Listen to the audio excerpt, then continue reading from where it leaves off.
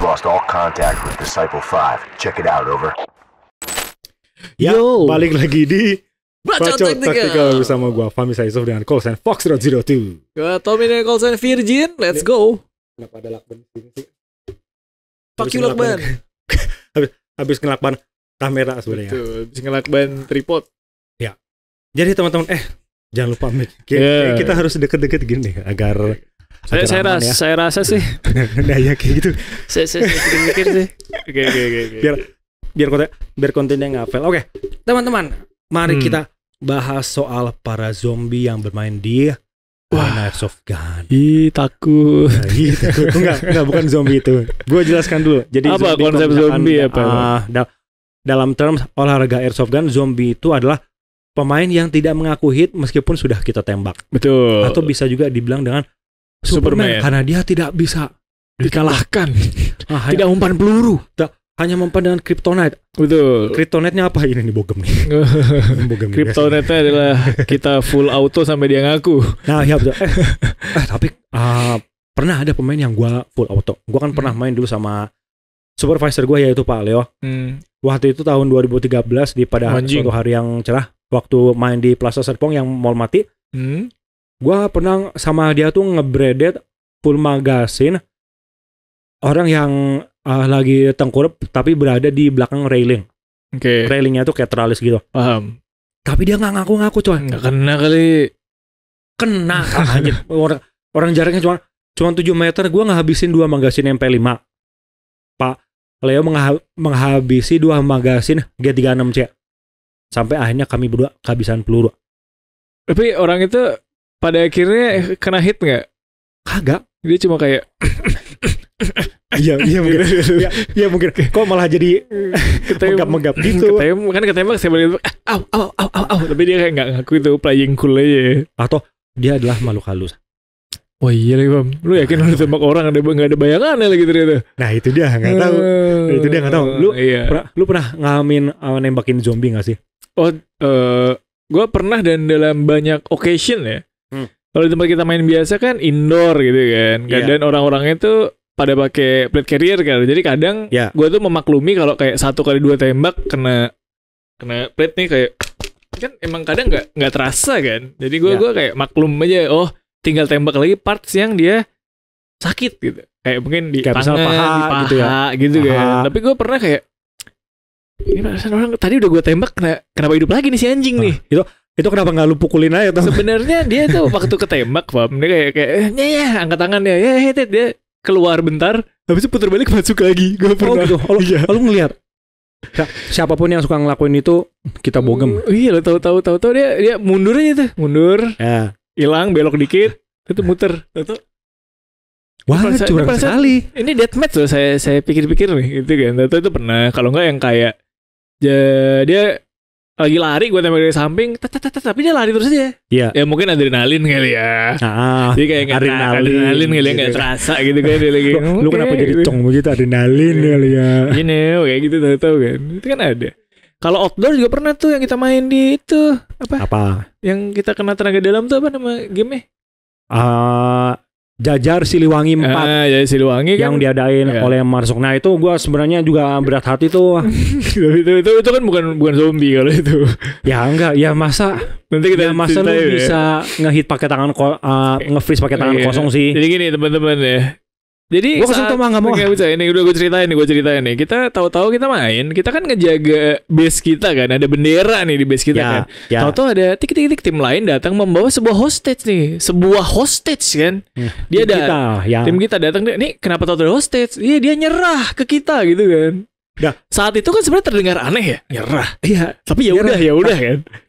Tapi kita dengan bodohnya, ya udah sih masukin ke base utama kita lagi. Kasian kan, kayak kasian banget akhirnya.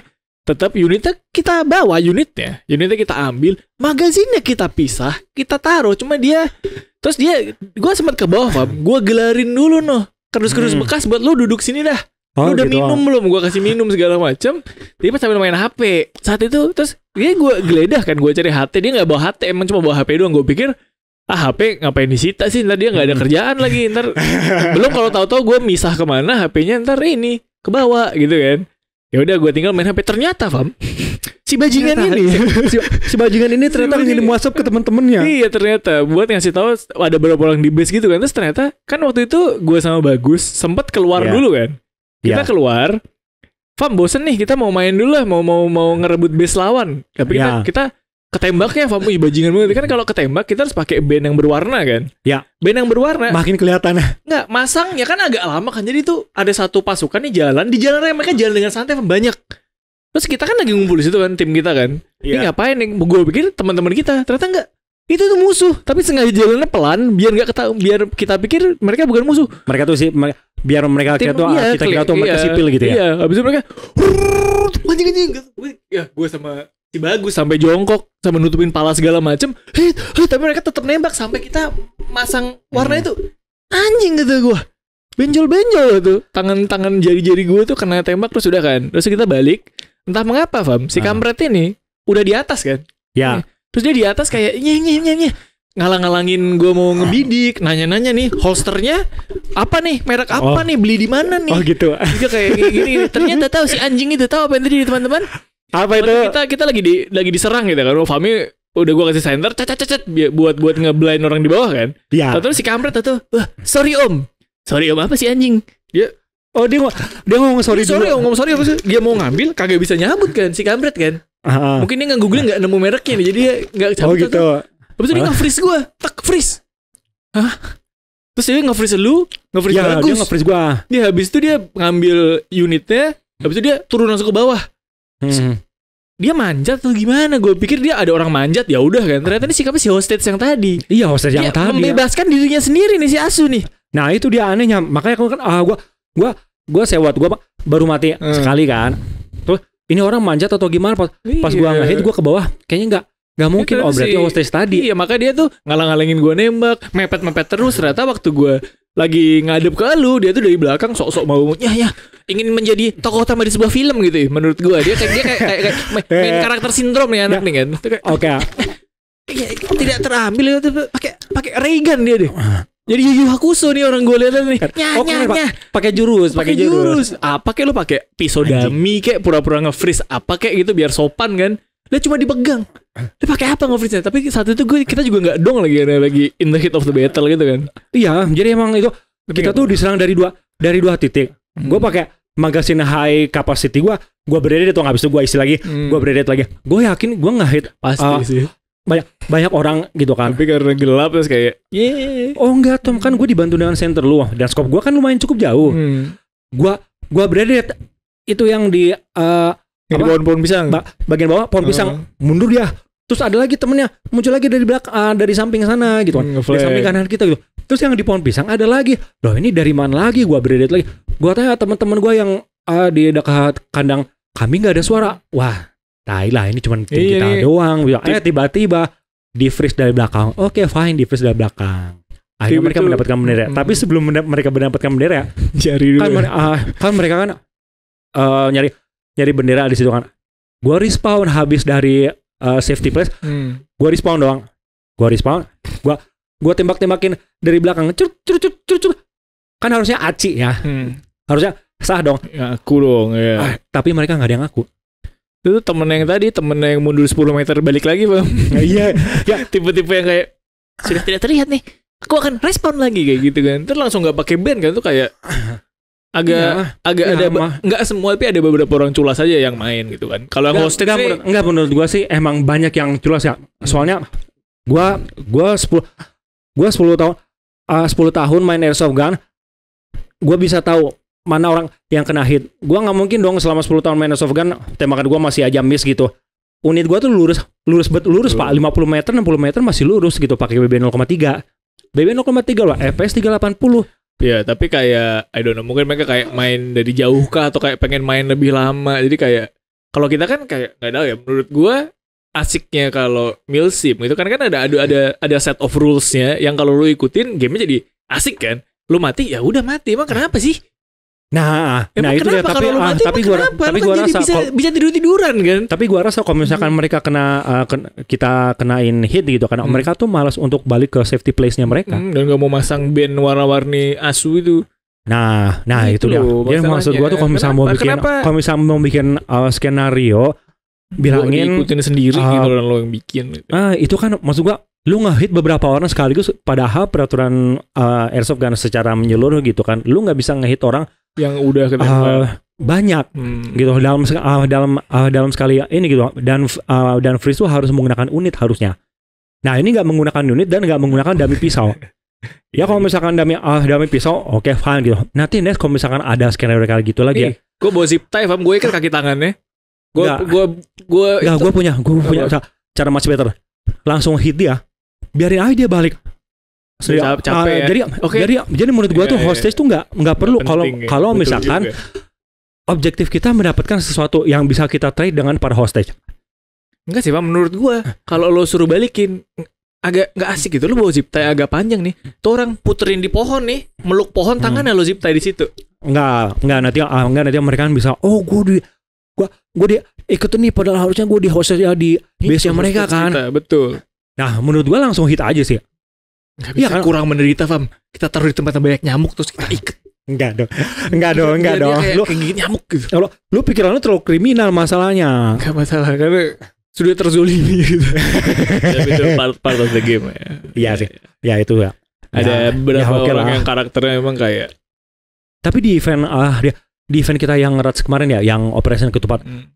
Itu gue melihat banyak yang zombie juga. Karena lu sentry dari atas gak ada lantai 2 kan? Nah gua tuh ngeliat dari atas, dan lu tahu nggak kocaknya apa? Jadi ada seorang player yang mungkin gearnya cukup lengkap dan pakai TED jacket dia. Dia pakai TED jacket, dia lagi lari, itu ditembakin sama seseorang yang menurut gue itu emang jago banget. Pak. Itu kedengaran dari lantai 2. Terus wah hit. Sewot kan satu player ini kan. Oh yang hit harus jujur ya, yang harus jujur. Dia kan cuma celingak-celinguk doang. Kayak wah itu banyak. Bukan saya, bukan gitu ya. Dia kayak iya, mungkin kena hoodie. Kena hoodie jaketnya atau kena bagian jaket yang paling tebal gitu kan. Itu banyak banget yang gua temui. Tapi kalau misalkan lu dalam situasi yang kayak begitu, lu yang enggak kerasa, lu gimana, Tom?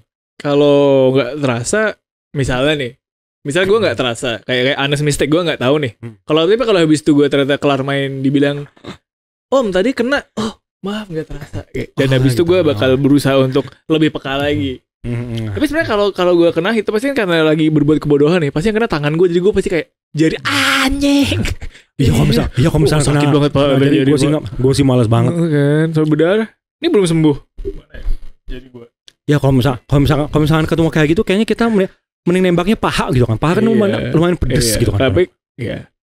Tapi mungkin kayak dia ngerasa belum worth the time aja. Maksudnya dia kayak baru main semenit udah ketembak. Iya gue rasa mereka sih pola pikirnya kayak begitu. Sayang nih, gue cuma misalnya di rumah ribet nih, gue cuma bisa main 2 minggu sekali. Masa langsung mati. Ceritanya nggak kena kayak gitu. Ceritanya nggak kena. Gitu loh. Gue pernah main Woodland juga tuh. Itu Woodland juga banyak banget orang yang kayak kena cetuk. Lihat kanan kiri, diam. Cetuk pindah. Pindah. Lu nggak tahu aja skop gue kali berapa anjir. Sering banget tuh gue ketemu kayak gitu. Pokoknya kayak begitu ntar kena bogem. Langsung lu berdiri. Lu ketembak gak mau? Habis itu iya pengen banget pengen banget gue samperin, tapi gue kan orangnya tuh nggak agresif gitu. Gue berusaha untuk menunjukkan skill gue bahwa gue tuh bisa nge-hit lu gitu loh. Ternyata susah gue yang kena hit. Selalu berujung kayak begitu sih. Kalau udah kena hit kayak gue tuh malah misalnya nih main di Woodland gitu kan, terus kayak panas, banyak semut, gue ketembak. Alhamdulillah kelar mainnya ya. Saya mau minum gitu. Iya sih, karena kalau misalnya main kita tuh capek gitu. Udah tua. Mungkin kalau anak muda masih berapi. Yang tua mungkin lu doang sih. Gue sih tetap maju aja gitu ya. Oh, gue pernah nih. Lu tahu Om Sabur kan? Ya. Dari Sniper Airsoft Indonesia. Gue waktu itu pernah main di Velfest. Di Velfest itu kan lu bisa nge-flanking lewat pinggiran danau. Ya. Oh iya kok danau semua sih danau. Nah, ketika gue lewat pinggiran danau, gue menggunakan teknik clearing gue. Pokoknya harus ngebidik. Ini unit nggak boleh turun. Pas gue lagi lewat pinggiran, tiba-tiba di rerumputan bilang, hey, freeze, kemana ini? Anjir, Om Sabur di bawah dong, nggak kelihatan itu dia di rumput, cok. Jago banget anjir, dia tuh pakai kamuflase gitu kan, yang pakai, tapi bukan gilisut, ya kayak, yang cuma hoodie sama nutupin tangan doang itu bukan? Enggak, bukan. Dia cuman pakai goggle, nggak pakai headgear apapun, dan dia pakai baju yang dummy daun gitu loh. Itu nggak kelihatan sama sekali, cok. Anjir, gue bilang bahaya sekali nih, orang. Kayaknya kita harus pakai baju yang seperti itu ya. Betul. Yang kayak dan movementnya biar gampang buat merangkak gitu. Iya. Mungkin chest rig aja nggak usah pakai plate gitu kali. Nggak, mereka pakai chest rig doang. Kalau pada pakai gini itu, yang pakai baju kamuflase kayak gitu, mereka nggak bawa chest rig atau apapun. Bener-bener cuma gilisut doang ya sama rifle ya. Warbelt doang bawanya. Ya, warbelt mereka punya soal buat stall mereka ya. Dan kadang mereka tuh bawa airsoft yang non blowback. Jadi kalau misalnya ditembak cetek kayak spring gitu loh. Dia silent banget. Anjir, gue kesel banget kalau misalnya ada orang yang bawa kayak gitu. Ya pokoknya gitu cerita zombie. Lu ada link cerita ketemu zombie. Sama-sama semua sih pasti tipe-tipe yang kayak lu harus kayak anjing lu keluar gue tembak nih pala ya kayak gitu kan. Iya kan harus digituin kan. Memang kan kadang-kadang daripada kita ngotot teriak-teriak ya udah kalau ketemu lu tembak lagi aja.